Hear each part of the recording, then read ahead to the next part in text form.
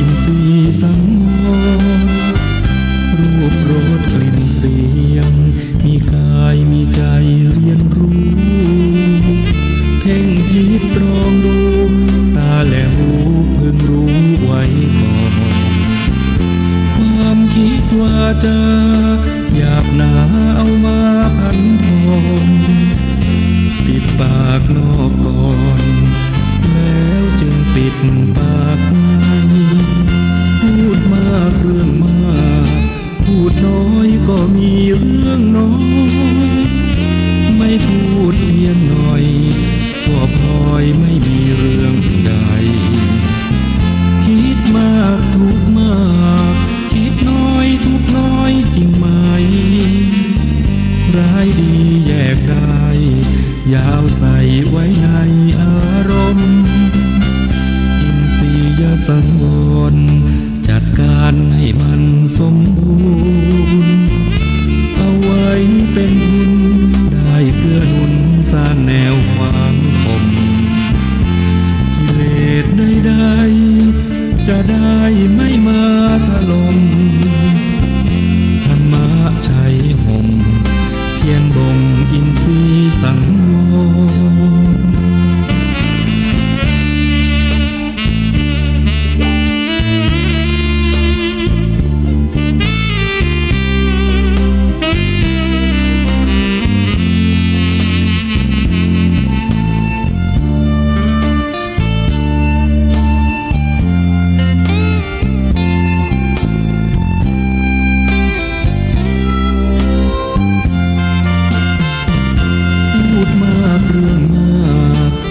น้อยก็มีเรื่องน้อ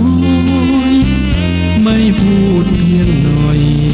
ก็พลอยไม่มีเรื่องใดคิดมากทุกมากคิดน้อยทุกน้อยจริงไหมร้ายดีแยกได้อย่าเอาใส่ไว้ใน7382อินทรียสังวรจัดการให้มันสมบูรณ์เอาไว้เป็นทุนได้เกื้อหนุนสร้างแนวขวางคมกิเลสใดๆจะได้ไม่มาถล่มธรรมะชัยห่มเพียรบ่มอินทรีย์สังวร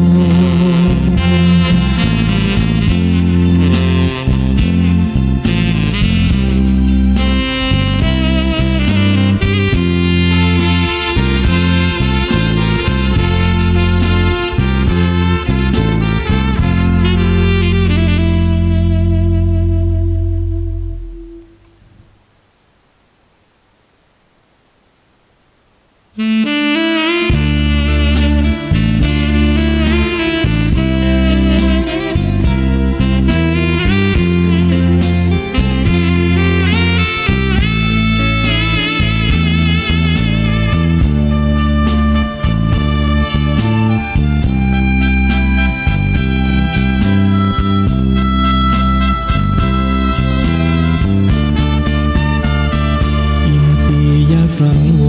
รคือการสำรวมเอาไว้ตาลิ้นกายใจจมูกหูที่รู้สัมผัส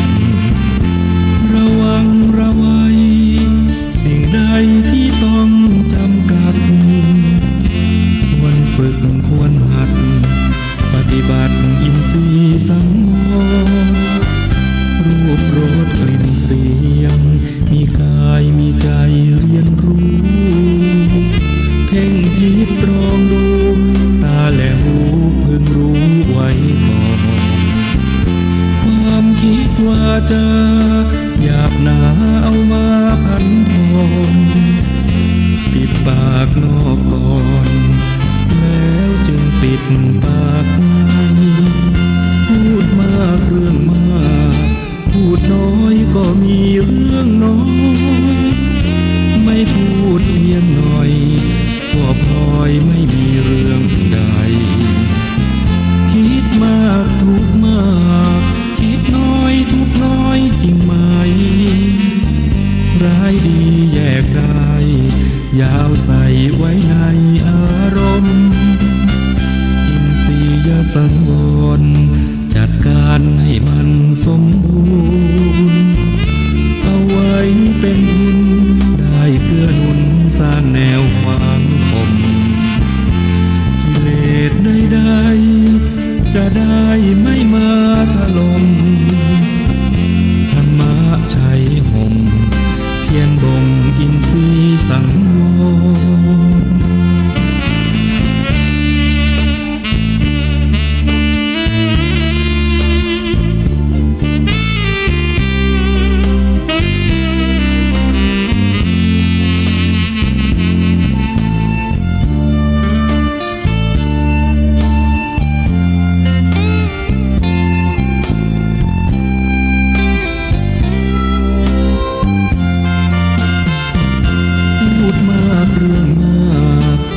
น้อยก็มีเรื่องน้อ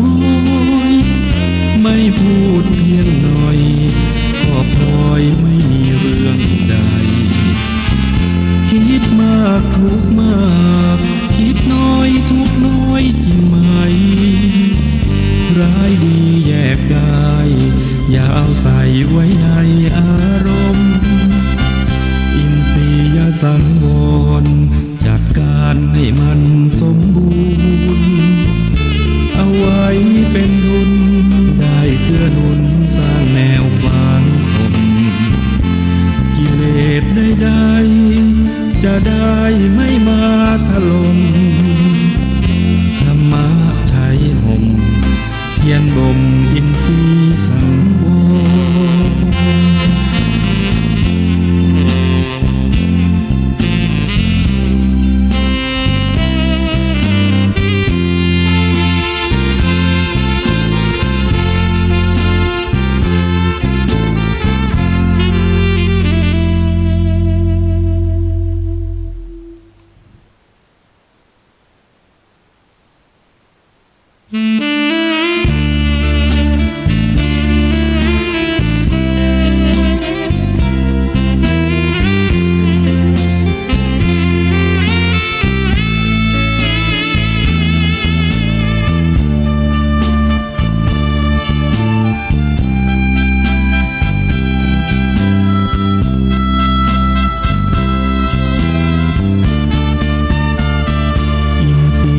สังว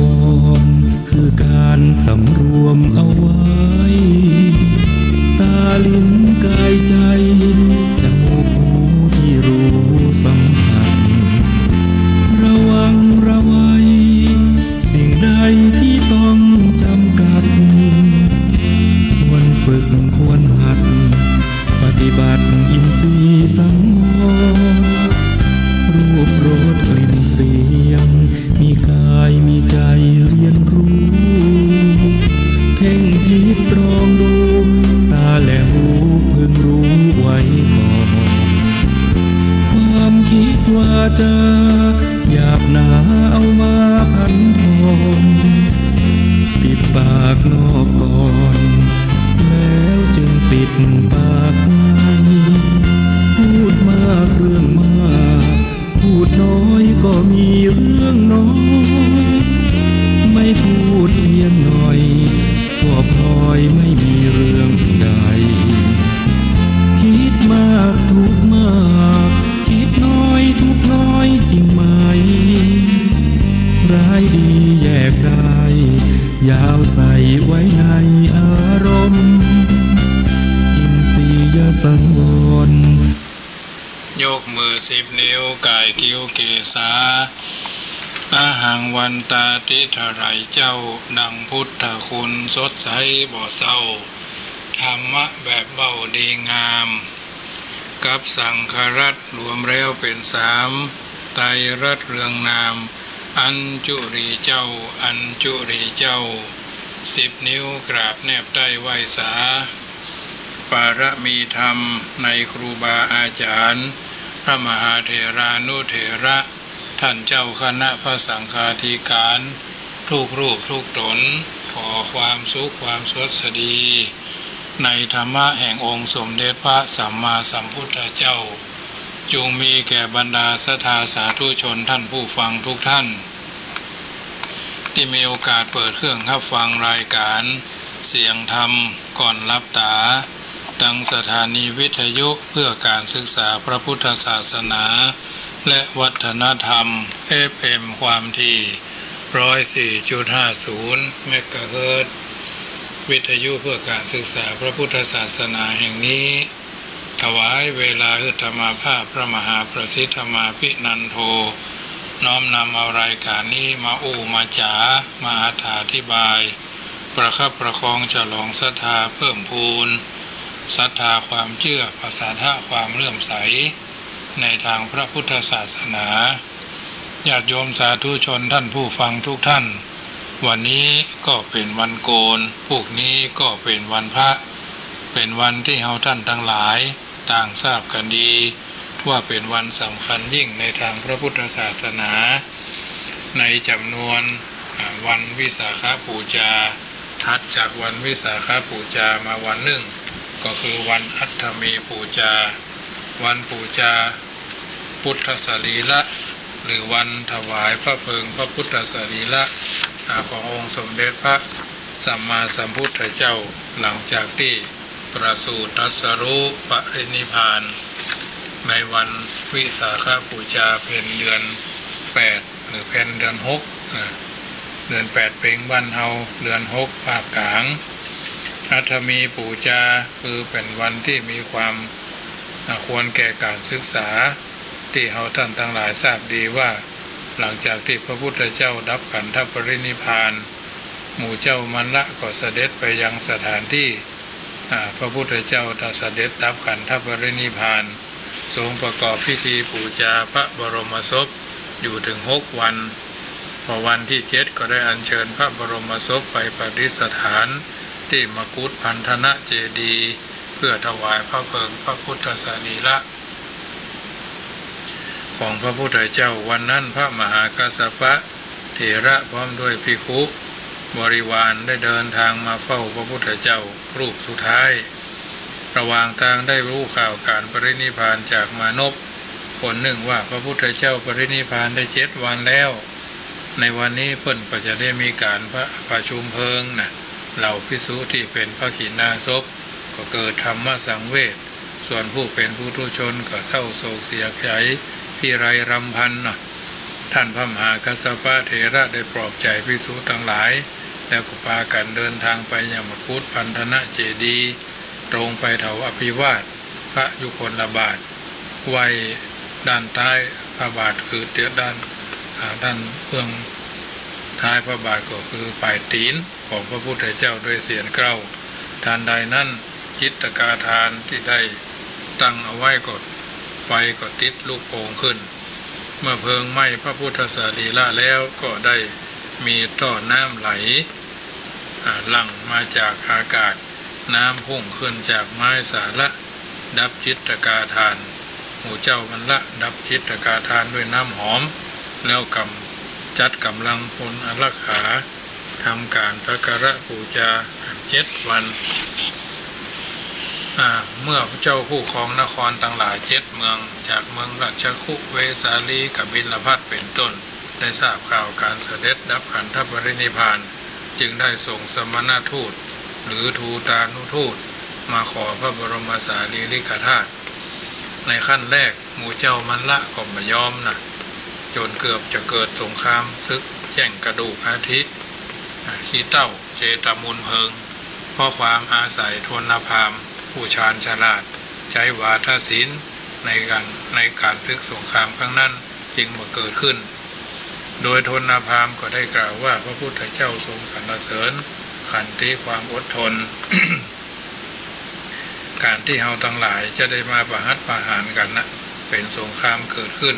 เพราะพระบรมสารีริกธาตุของพระพุทธเจ้าเป็นเหตุเป็นสิ่งที่บ่ถูกต้องดีงาม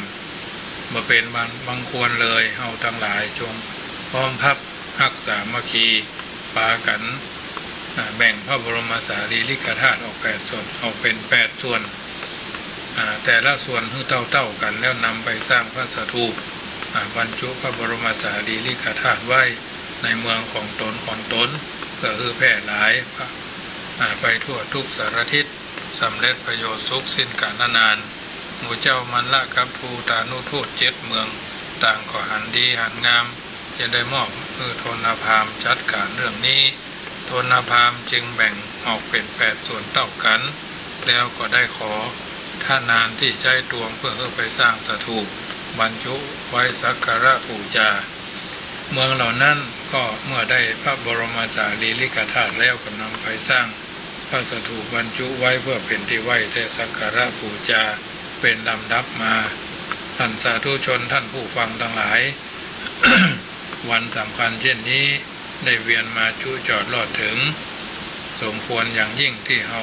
สาธุชนทั้งหลายที่ยังมีชีวิตจิตใจมีความระลึกนึกถึงความเป็นชาวพุทธที่เกิดขึ้นโดยจิตโดยใจมีข้อคิดอย่างพ้องที่จะนำไปพัฒนาชีวิตทำให้ชีวิตเรามี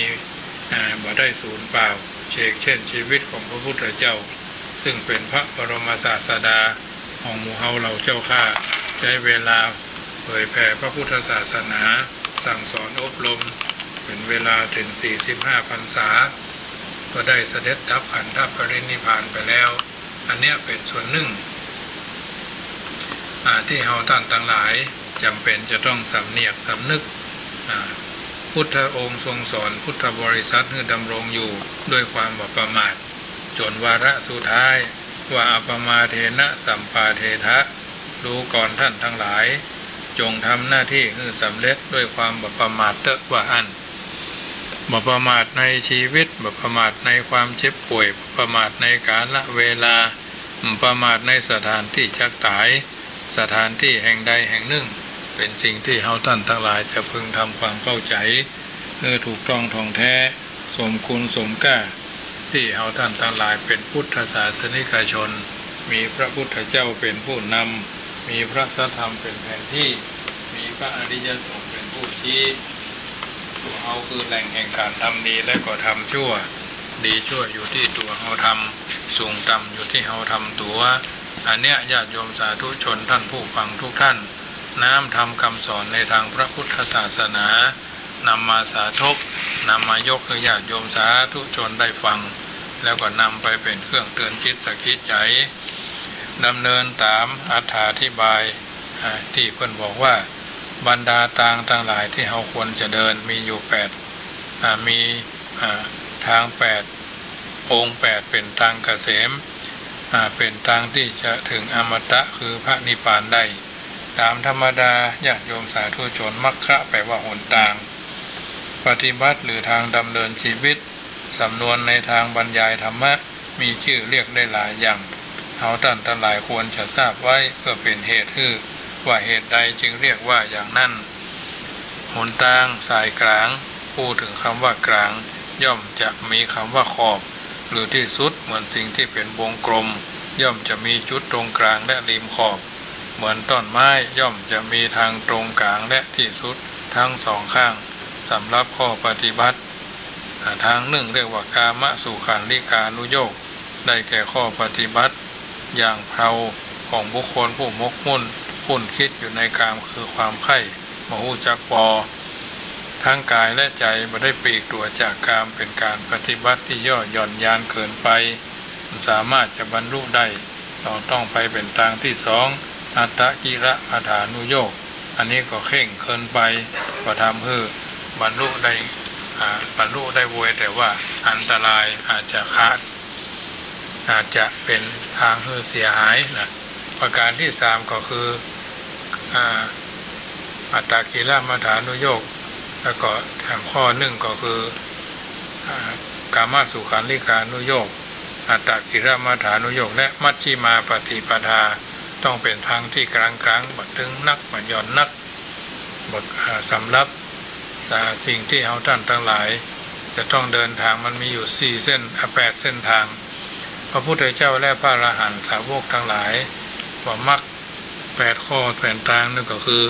สัมมาทิฏฐิมีความหันชอบสัมมาสังกัปปะดำริชอบสัมมาวาจาอู้จาชอบสัมมากัมมันตะการงานชอบสัมมาอาชีวะเลี้ยงชีวิตชอบสัมมาวายามะเพียรพยายามชอบสัมมาสติระลึกชอบ สัมมาสมาธิตั้งใจชอบสำหรับวันนี้ก็จะได้อธิบายว่าสัมมาทิฏฐิปัญญาอันหันชอบสัมมาสังกัปปะดำริชอบในที่นี้ก็ถือว่าความหันที่ยังเป็นคำกลางๆหมายถึงต่างดีและก็ต่างเสียแต่ความรู้สึกของชาวบ้านธรรมดาถึงคำว่าทิฏฐิมักจะรู้สึกในทางเสียได้ยินไผถึงคนนั่นคนนี้เอาแต่ใจตัวเก่าหัวดื้อถือรั้นว่าเป็นคนเจ้ามานะทิฏฐิซึ่งมีความหมายไปในทางบดีแต่ความจริงคนเฮาทุกคนก็มีทิฏฐิโดยกันทั้งนั้นเพราะทิฏฐิหมายถึงความหันถ้าเป็นความหันดีก็ถูกต้องตามทำนองของธรรมเรียกว่าสัมมาทิฏฐิถ้าเป็นความหันที่เสียคือหันผิดเรียกว่ามิจฉาทิฏฐิความหันที่ว่ามาเนี่ยหมายถึงความหันใจของความหันของใจคือคนเฮาอาจจะหันต่างๆได้สองต่างหันต่างตาเรียกว่าพบเห็นแลเห็นทางใจเรียกว่าคิดเห็นทิฏฐิคือความเห็นของใจแต่ละคนนี่แหละเป็นจุดเริ่มต้นแห่งความประมาทแห่งความประพฤติของตนใครมีมิจฉาทิฏฐิหันผิดเป็นชอบเขาจะประพฤติเป็นไปในทางที่ผิดกลายเป็นคนชั่วคนอันธพาลเป็นโจรถึงความวิบัติย่อยยับในที่สุดใครที่มีสัมมาทิฏฐิคือความหันถูกต้องอย่างผิดก็หันว่าผิดอย่างถูกก็ว่าถูกเขาก็จะประพฤติดีเป็นทางไปในทางที่ดีมีความสุขความเจริญยิ่งขึ้นไปเพราะเป็นความหันด้วยปัญญา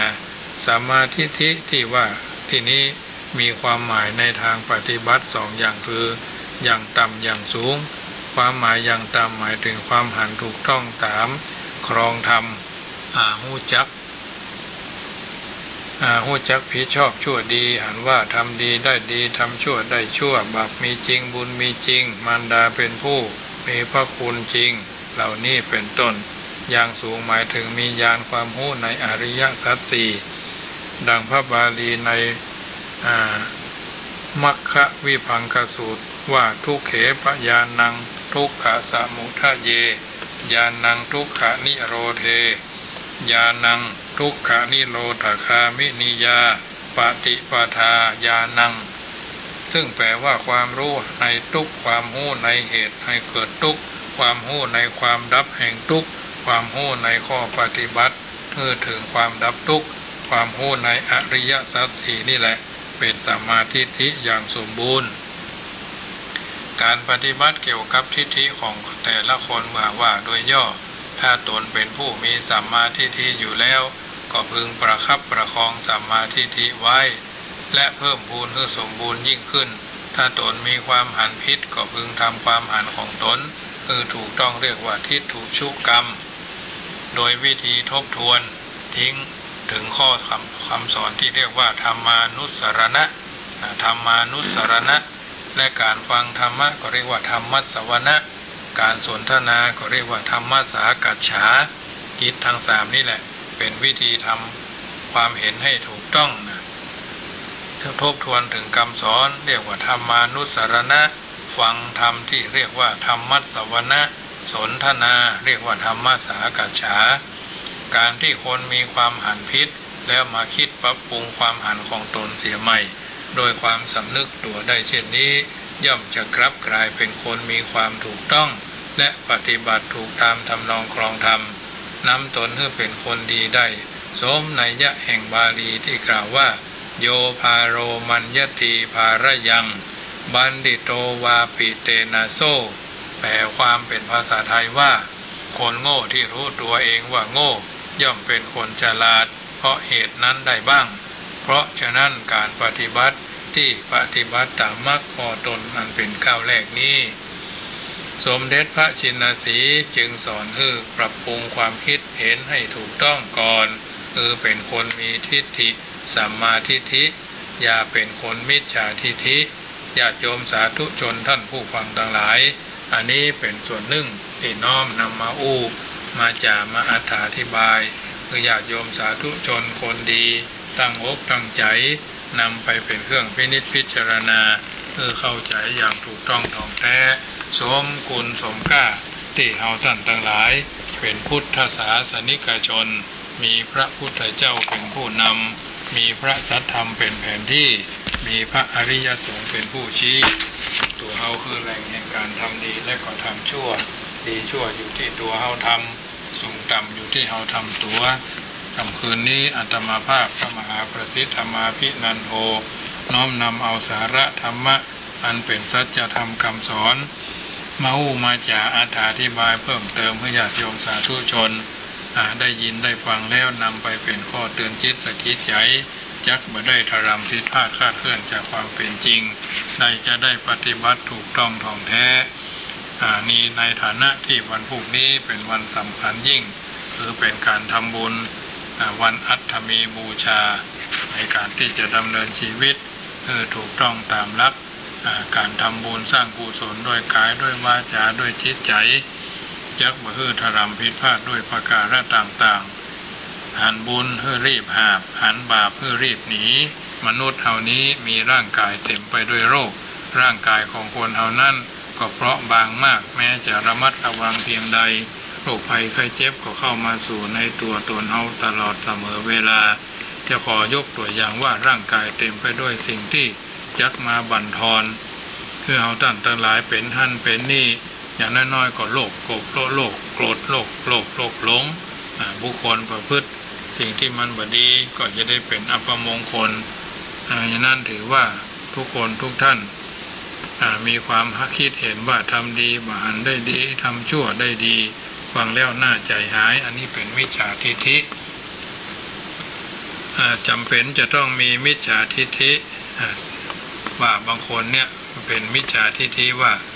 ตานแล้วบ่เป็นผลปูจาแล้วมีผลบวงสรวงแล้วมีผลแม่บ่มีบุญคุณพ่อบ่มีบุญคุณโลกนี้บ่มีบุญบ่มีโลกนี้บ่มีโลกหน้าก็บ่มีผลของบาปบ่มีผลของบุญก็มีผีบ่มีเทวดาบ่มีคนประเภทนี้เพิ่นว่ามิจฉาทิฏฐิ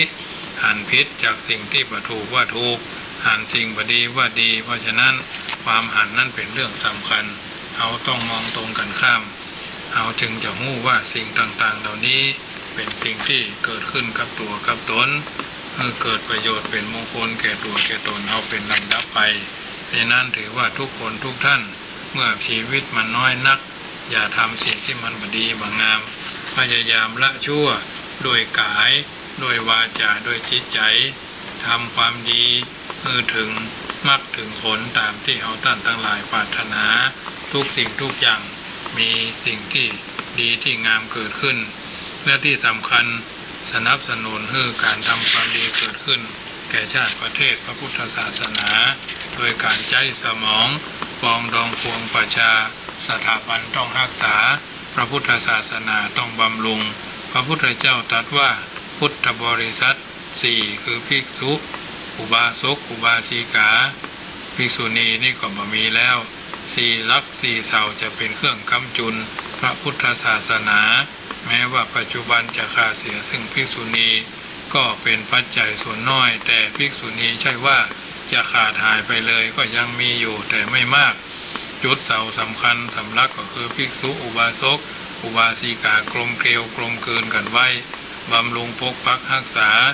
มันไหว้พระหับศีลมันสมาทานสวดมนต์ไหว้พระอยู่ตามบ้านตามจองชาติพันธุ์มนุษย์เกิดมาแล้วถ้าได้สะสมบุญบารมีเสียแต่บัดนี้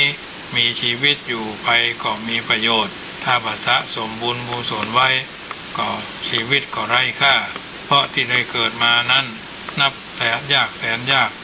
นจะประเสริฐแล้วโอกาสที่จะได้หวนกลับมาเกิดแถมครั้งก็แทบจะบ่มีโดยเหตุนี้ต้องเร่งทำบุญคือความดี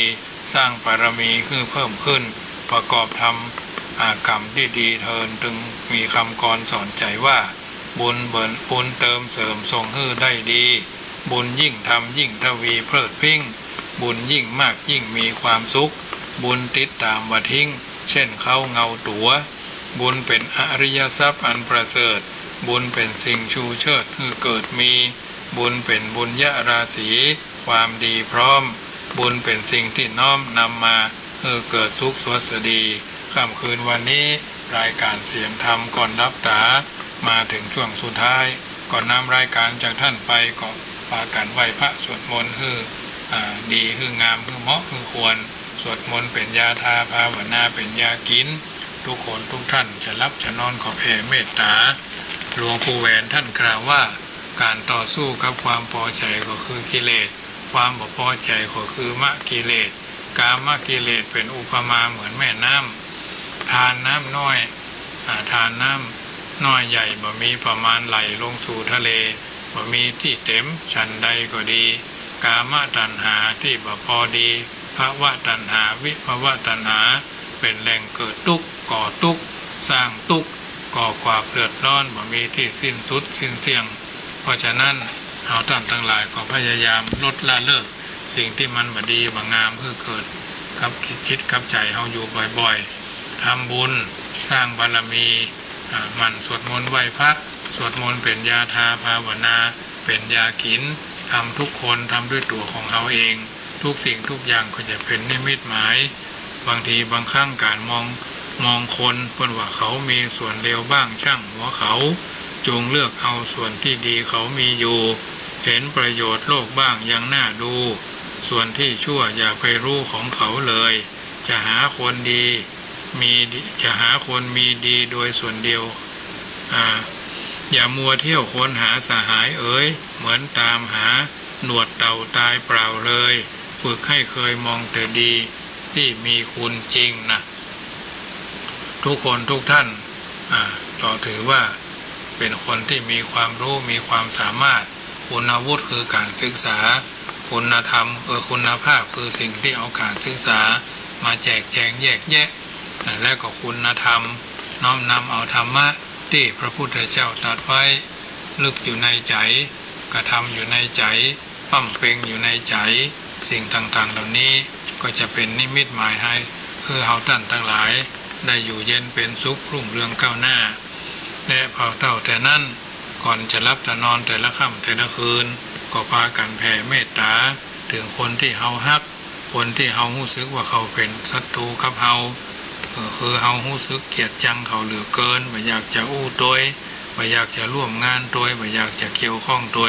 ไม่อยากหันหน้าตัวโดยธรรมชาติของมนุษย์ยิ่งเกลียดก็ยิ่งได้อยู่ใกล้ยิ่งโกรธก็ยิ่งถูกแกล้งเขาทำอันยังลงไปดูเหมือนจะคัดหูคัดตาวางแข้งวางขาไปหมดเพราะเฮาตั้งใจไว้พิษเสียแล้วเพียงแต่หันก็เป็นทุกข์เขาทำบาปขมุบปากขมุบขมิบอยู่ไกลบ่ได้ยินเสียงเฮาก็ยังคิดว่าเขานินทาว่าให้เฮาเป็นทุกข์เพราะความคิดทุกข์เพราะจินตนาการเป็นความหันพิษของเฮาเองบ่ใช่ความพิษของเขาบางทีเขาก็แกล้งให้เฮาเป็นทุกข์เพราะรู้ว่ายาพิษแล้วเฮายินดีรับมาดื่มรับมาเป็นความพิษของเฮาเองเฮากำลังจุดไฟเผาตัวของเฮาเองอย่างมากเป็นเรื่องที่น่าคิดว่ามนุษย์ชอบมองหาความพิษจ้องจับความพิษเค้นหาความพิษของคนอื่นส่วนความพิษของตัวนั่นกับกบเกลื่อนบ่ค่อยจะจับถูกเมื่อจับพิษเขาก็พลาดความดีตลอดเวลาเพราะฉะนั้นมองคนในแง่ดีสามัคคีจะยั่งยืนชีวิตจะราบรื่นเพราะมีพื้นกันการศึกษาดีช่างกึงพึ่งช่างชักช่างสลักพึ่งช่างเขียนช่างไม่ต้องพึ่งใครช่างติช่างเตียนญาติโยมสาธุชนท่านผู้ฟังทุกท่านได้ยินได้ฟังน้ำธรรมคำสอนประจำเมื่อค่ำยามคืนของวันนี้ได้ยินได้ฟังแล้วก็นำไปคิดให้ยาวสาวให้กว้างจะรับจะนอนก็ไหว้พระนบธรรมให้เรียบร้อยวันพรุ่งนี้เป็นวันพระสะดุ้งตื่นมืนตาขึ้นแต่เจ้าลุกขึ้นแต่เช้าก้าวไปข้างหน้าปฏิบัติศาสนกิจหรือพุทธกิจแข่งกับเวลาเพื่อพัฒนาตนตัวให้เป็นต้นไปไหว้พระพุทธไหว้พระธรรมไหว้พระสงฆ์ไหว้พ่อไหว้แม่ไหว้ครูบาอาจารย์ทุกวันพระที่บ้านพระในจิตในใจบางท่านก็เป็นพระในบ้านของลูกเต้าเหล่าหลานพระพ่อพระแม่พระครูบาอาจารย์บอกว่าระดับบ้านระดับวัดระดับโรงเรียนทำเช่นนี้ทุกวันว่าตั้งปัญหาถามตัวเองว่า วันนี้เราคิดทำดีแล้วหรือยังวันนี้เราทำดีแล้วหรือยังวันนี้ตั้งแต่เช้ามืดจนกระทั่งค่ำมืดวันนี้ก่อนจะเข้าสู่นิทราคือความหลับเราทำอะไรมากดีมากดีที่สุดดีมากดีธรรมดาหรือชั่วที่สุดชั่วมากชั่วธรรมดาเอามาไตร่ตรองพินิจพิเคราะห์ก่อนจะเข้าสู่นิทราแล้วตั้งใจแผ่เมตตาให้เรียบร้อยว่าข้าพเจ้าขอตั้งจิตอุทิศผลบุญกุศลนี้ที่ดีแผ่ไพศาลถึงพ่อแม่ครูบาอาจารย์เสาสัมพันธ์กัลยาณมิตรสัมพันธ์กัลยาณชนทุกคนที่คิดดีก็ขอให้ดียิ่งขึ้นไปที่บดีก็ขอให้คิดขายกลับเป็นดีเมื่อยังบดีก็แล้วแต่บุญกรรมบารมีไผ่บารมีมันคนที่คิดชั่วก็ขอให้กลับกลายเป็นดีเมื่อเขายังคิดบดีก็ปล่อยไปเลยปลดปล่อยแล้วก็ปล่อยวางเพราะฉะนั้นค่ำคืนวันนี้อาตมาภาพพระมหาประสิทธมาภินันโทดำเนินรายการเสียงธรรมก่อนรับตาจะหมดเวลาลงพอดีมีโอกาสจะได้อธิบายน้ำธรรมคำสอนวันพุธเมื่อเจ้าเป็นวันศีลเป็นวันพระประมาณตี 5 ถึง 6 โมงเจ้าจะได้สวดมนต์ไหว้พระญาติโยมมีโอกาสเปิดฟังขึ้น Facebook ไลฟ์สดก็ฟังกันได้ค่ำคืนวันนี้เวลาก็สมสมัยได้เวลาจะขอนำรายการจากท่านไปก่อนอิมินากตะบุญเยนะด้วยบุญกุศลส่วนธรรมมัสสวนานิสงฆ์บุญเกิดจากการฟังน้ำฟังธรรมรายการเสียงธรรมก่อนรับตาอาตมาภาพพระมหาประสิทธมาภินันโทวัดจังกำตำบลมะกอกอำเภอป่าสังจังหวัดละโพนอธิบายน้ำธรรมคำสอนมาก็พอสมควรแก่เวลากุศลบุญญาราศีอย่างนี้ท่านทั้งหลายได้ยินได้ฟังแล้วแม้นจะผายแผ่ถึงพ่อถึงแม่ถึงพี่ถึงน้องเจ้ากรรมนายเวรเจ้าเกณฑ์ชะตาเทพบุตรเทวดารักษาชะตาวันเดือนปียามท่านเหล่านั้นคือกลับกลายเป็นนัตถิวิภาโกอโหสิกรรมจะได้เป็นนิวรธรรมกรรมอันแก่นกล้าอนุโมทนาในบุญกุศลแห่งท่านที่ผายแผ่กลับกลายเป็นชัดแก้วพิดานคำคลี่มุงบังฮืออยู่เย็นเป็นสุขรุ่งเรืองเจริญไปด้วยสุภสิริสวัสดิ์พิพัฒนมงคลสมบูรณ์ผลด้วยสิ่งอันพึงปรารถนาอายุยิ่งเกินร้อยวันณะเปล่งปร้อยใสสีสุขกายสบายใจมีนิมิตหมายเรื่องรุ่งเรืองก้าวหน้าจุเยี่ยงจุภาการพุทธเจ้าทั้งปวงจงรักษาธรรมเจ้าทั้งปวงจงรักษาสังฆเจ้าทั้งปวงจงรักษากตัญญูกตเวทิตาต่อพ่อต่อแม่จงรักษากตเวทิตาในครูบาอาจารย์จงรักษาท่านทั้งหลายเจริญไปใจพุทโธบังซ้ายธัมโมบังขวาสังโฆบังกายาอะระหังบังเกสาอะระหังพุทโธนะโมพุทธายะขอเจริญพรอนุโมทนา